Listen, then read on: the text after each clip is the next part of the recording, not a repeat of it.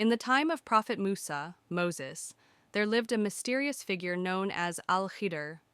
Though his name is not explicitly mentioned in the Quran, scholars identify him as the wise servant of Allah described in Surah Al-Kahf. This man possessed knowledge beyond human comprehension, a wisdom granted directly by Allah. One day, Musa was delivering a sermon to his people when someone asked, "Is there anyone on earth more knowledgeable than you?" Being a prophet, Musa believed he held the greatest knowledge, so he answered, "No."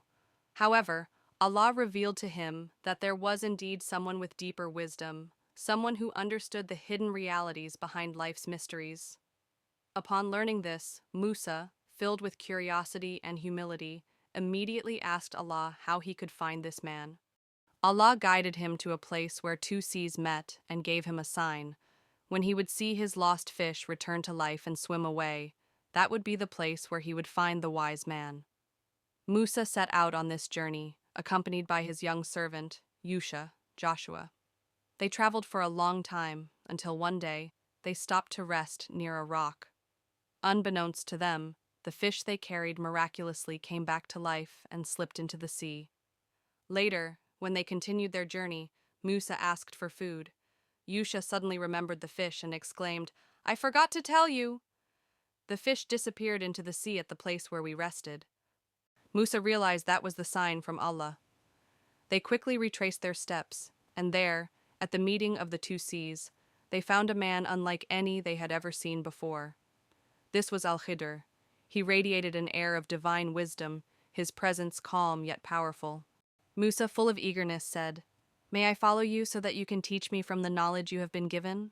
But Khidr, knowing the nature of divine wisdom, replied, "You will not be able to have patience with me. How can you bear what you do not understand?" Musa, determined, promised, "You will find me patient if Allah wills, and I will not question you in anything." Khidr agreed, but on one condition: Musa was not to ask questions until he himself chose to explain. With this agreement, their journey began. As they walked along the shore, they spotted a ship. The owners, recognizing Khidr, allowed them to board without asking for payment. But just as they were sailing smoothly, Musa watched in horror as Khidr took hold of the planks and damaged the boat. Water began to seep in, and the crew rushed to stop the damage. Musa could not contain himself. "Have you made a hole in it to drown its people? This is a terrible thing." Khidr turned to him, his eyes calm but firm. "Did I not say that you would not be able to have patience with me?" Realizing his mistake, Musa apologized. "Do not rebuke me for what I forgot. I will not question you again."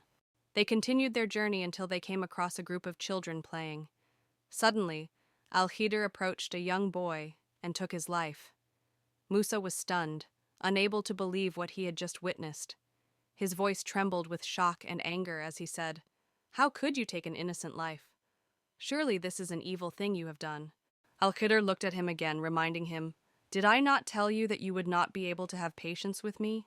Musa was deeply troubled, but he did not want to fail in his promise. "If I question you again after this," he said, "then do not keep me with you." They moved on, arriving in a village where they asked for food, but the people refused them hospitality. As they walked through the village, they came across a crumbling wall. To Musa's surprise, Khidr stopped and began to repair it, making it strong again. Musa, by now completely confused, finally spoke again. "If you had wanted, you could have asked for payment for this work." Khidr turned to him with a knowing smile. "This is where we must part ways," he said. "But before you go, I will explain to you what you could not bear with patience." He then revealed the hidden wisdom behind his actions. The ship belonged to poor fishermen. A cruel king was seizing every good ship by force. By damaging it, I saved it from being taken, so that when the king saw it, he would leave it alone, and the owners could later repair it and continue earning their livelihood. As for the boy, he continued, his parents were righteous, but he was destined to grow into a tyrant who would lead them away from faith. Allah willed to replace him with a child who would be better for them in purity and kindness. And the wall, Khidr explained, belonged to two orphaned boys. Underneath it was a treasure left for them by their righteous father. If the wall had collapsed now, the people of the town would have discovered the treasure and taken it. By restoring it, I ensured that when the boys grew up, they would find what rightfully belonged to them. Then he looked at Musa and said, I did not do any of this by my own will. This was the command of Allah, and now we must part ways. Musa stood in silence, realizing the depth of the wisdom before him. What had seemed like acts of cruelty were, in reality, acts of mercy. He had questioned what he did not understand, but now everything became clear. The story of Khidr teaches a powerful lesson, that not everything is as it appears. What we see as suffering or misfortune may, in reality, be a hidden blessing. Sometimes Allah's wisdom is beyond our comprehension, and we must trust that He knows what is best.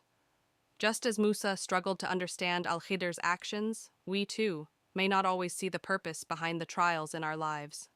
But with faith, patience, and trust in Allah's plan, we can find peace in knowing that everything happens for a reason.